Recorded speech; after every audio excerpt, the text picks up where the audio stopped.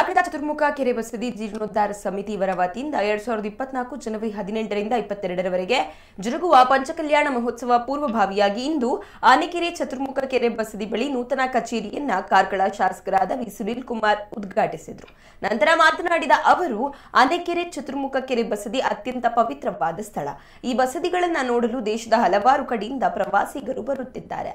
ಸಂಪೂರ್ಣ ಶಿಲಾಮಯವಾದ ಬಸದಿ ನಿರ್ಮಾಣ ಹಂತದಲ್ಲಿದೆ. ಇದರ ಜೀರ್ಣೋದ್ಧಾರವು ಯಶಸ್ವಿಯಾಗಿ ಜರುಗಲಿ ಎಂದು ಹೇಳಿದರು. ನಂತರ ಮಾತನಾಡಿದ ಶ್ರೀ ಲಲಿತಕೀರ್ತಿ ಭಟ್ಟಾರಕ ಸ್ವಾಮೀಜಿಗಳು, ನಮ್ಮ ಶಾಸಕರು ಶಿಲಾಮಯ ಗೋಪುರಕ್ಕೆ ಸರ್ಕಾರದಿಂದ ಅತಿ ಹೆಚ್ಚಿನ ಅನುದಾನವನ್ನು ತಂದುಕೊಟ್ಟಿರುತ್ತಾರೆ. ಅವರಿಗೆ ಈ ಸಂದರ್ಭದಲ್ಲಿ ಕೃತಜ್ಞತೆಯನ್ನ ಅರ್ಪಿಸುತ್ತಿದ್ದೇನೆ ಎಂದು ಹೇಳಿದರು. ವೇದಿಕೆಯಲ್ಲಿ ನ್ಯಾಯವಾದಿಗಳಾದ ಎಂಕೆ ವಿಜಯ್ ಕುಮಾರ್, ಗುಣಪಾಲ ಕಡಂಬ, ಮಹಾವೀರ ಹೆಗಡೆ, ವಾಸ್ತುತಜ್ಞ ದರ್ಶನ್ ಜೈನ್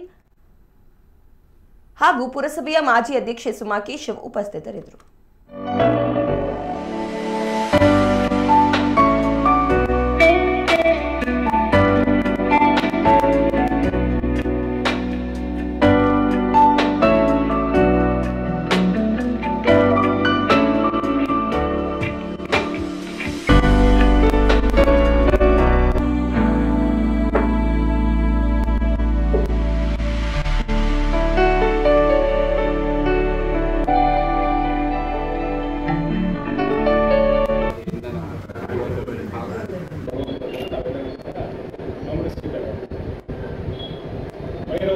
ಕಾಲದಿಂದ ನಿರ್ಮಾಣ ಆಗಿದ್ದಂಥ ಈ ವಸತಿಯ ಜೀರ್ಣೋದ್ಧಾರದ ಕಾರ್ಯ ಆಗಬೇಕು ಅಂತೇಳಿ ಸಮಾನ ಮನಸ್ಕರು ಒಟ್ಟಾಗಿ ಕೆಲವು ತಿಂಗಳುಗಳಿಂದ ಈ ಕಾರ್ಯಕ್ರಮ ಯಶಸ್ವಿಯಾಗಿ ನಡೀತಾ ಇದೆ.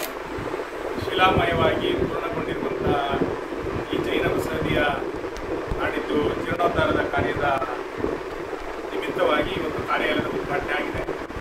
ಯಾವುದೇ ಒಂದು ದೊಡ್ಡ ಕಾರ್ಯ ಆಗಬೇಕಾದ್ರೆ ಪೂರ್ವಭಾವಿಯಾಗಿ ಕಾರ್ಯಾಲಯದಲ್ಲಿ 16 ಕೆಲಸ ಕಾರ್ಯಗಳು ಒಟ್ಟಾಗಿ ನಡೆಯಬೇಕು. ಆಗ ಆ ಕಾರ್ಯ ಅತ್ಯಂತ ಯಶಸ್ವಿ ಆಗೋದಿದೆ. ಜನವರಿಯಲ್ಲಿ ನಡೆಯುವಂಥ ಈ ಕಾರ್ಯಕ್ಕೆ ಪೂರ್ವಭಾವಿಯಾಗಿ ಇವತ್ತು ಕಾರ್ಯಾಲಯ ಉದ್ಘಾಟನೆ ಆಗಿದೆ. ಕಾರ್ಯಾಲಯ ಜೀರ್ಣೋದ್ಧಾರದ ಕಾರ್ಯಕ್ಕೆ ಪ್ರೇರಣೆಯನ್ನು ಕೊಡುವಂಥ, ಶಕ್ತಿಯನ್ನು ಕೊಡುವಂಥ ಕೇಂದ್ರ ಇದಾಗಲಿ. ಎಲ್ಲ ಮಾಹಿತಿಗಳು ಇಲ್ಲಿಯ ಮುಖಾಂತರ ಜನಸಾಮಾನ್ಯ